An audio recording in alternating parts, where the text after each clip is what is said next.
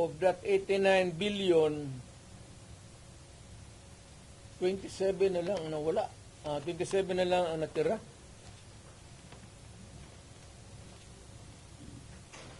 Paano yan?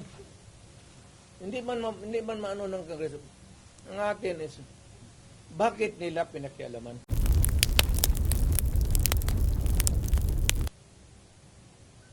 Sino naman? Gusto nila ipalabas na palalabasin mayor na nagnakaw ng pera si Vice. Yeah, wala pa nga audit eh. Gusto na nila palabasin ganon. Tama yung kay Inday. Because according to her, sabi ni pasensya ka na dyan, kaya ikaw yung forerunner sa presidency. Gusto ata na ni Martin maging presidente. So, hindi naman masama. Ayaw ko magsalita because everybody has the right to dream. If Inday wants to be also, she can also dream. So, wala tayong ano dyan. Ang tingin ko ang mas mabigat na problema na dapat malaman ng Pilipino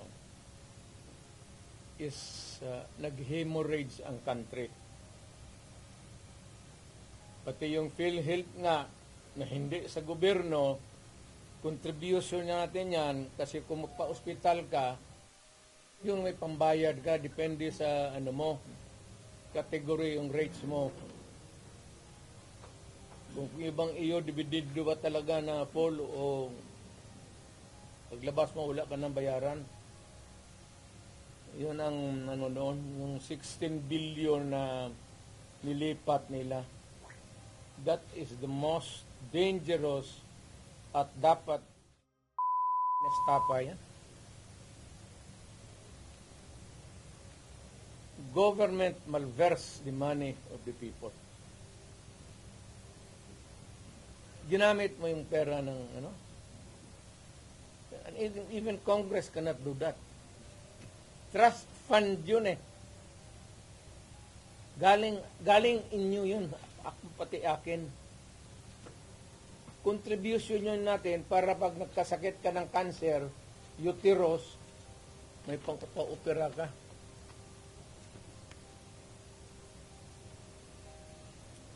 Ang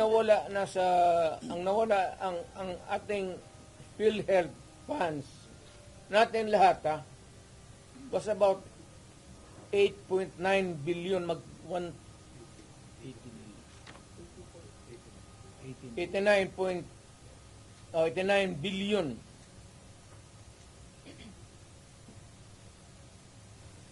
Of that 89 billion,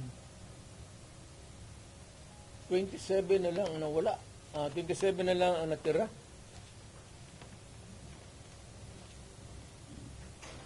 Paano yan? Hindi man maano ng Kongreso. Ang atin is, bakit nila pinakialaman? Hello, Mr. President, if you see that this really, may estafa case, na yan, ang problema ganito, if we're going to file a case sa court, but the justice system, the court is a government thing. No, the court, ang pumapasok ang Supreme Court. Kana hinintuan nga na sila eh. Huwag mong pakialaman yan, kaya hindi yan inyo. Ako, fiscal ako, ang alam mong, minalverse nila yung pera eh. Ang naiwan kasi 29 billion lang. Out of the 89, 29 na lang. Saan ang pera namin? Ibalik mo, wala pera. Maghiram nga ng pera eh. Ang gobyerno na ito, walang project. Wala kang nakikita ng project. Maintenance na lang. Kasi ayuda, akap, ayuda. Tupad. Yun, naubos doon. Naubos ni Romualdez kasi Romualdez, congressman lang, pero left and right ang pamigay niya. Oh, may tag 5 mil kayo ngayon. Kita ko siya sa TV ko eh. Pera natin. Sus Mario Joseph Ginoo Romaldez. Oy. Awa ka naman sana sa amin.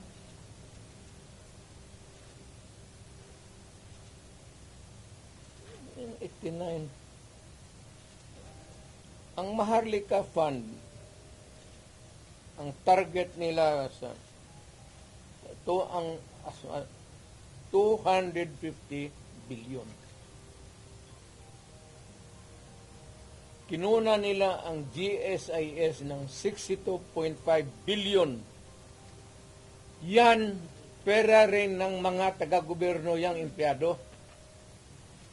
Kami sa namin. Sa mga trabahante yan, mag-housing loan ka, ito kinuha, binigay para ayuda. Ang mga membro nito, hindi na makaloan, enrollment ng mga bata, mahirapan sila nito kasi magkakaroon ito ng anomaly sa flow ng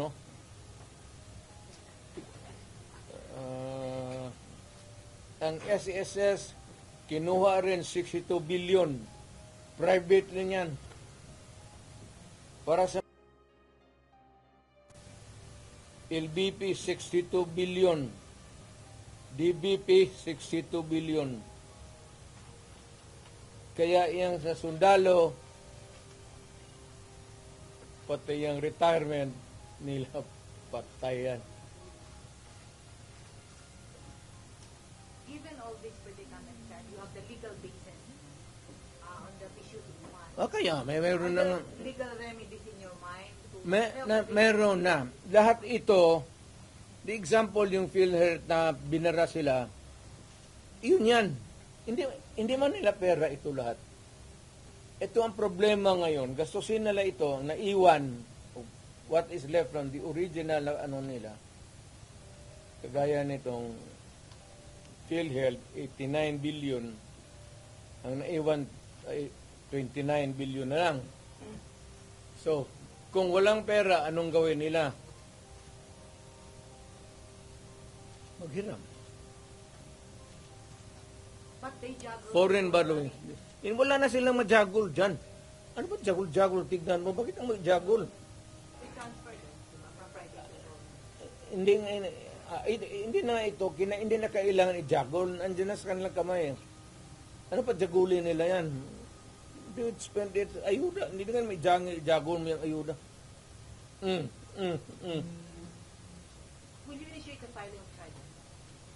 Will you initiate the filing of charges? Or will you make a move to stop the government from taking Meron, loans? it is, tignan natin ang resulta sa Supreme Court, yung sa PhilHealth ngayon. So, para magkaroon tayo ng predicate of how to go about. They fear that you will call for a mass movement in Davao City given the situation from the PhilHealth to the Quadcom and Tignan ko lang hearings. kung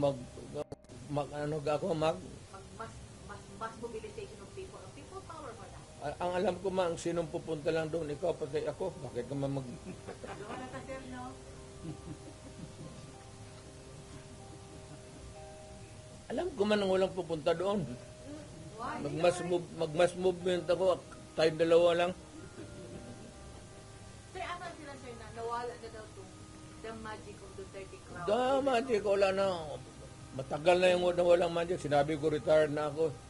But when you Hindi say that, ko na, I do not need to be on the front or at the back or on the side. Retired na ako.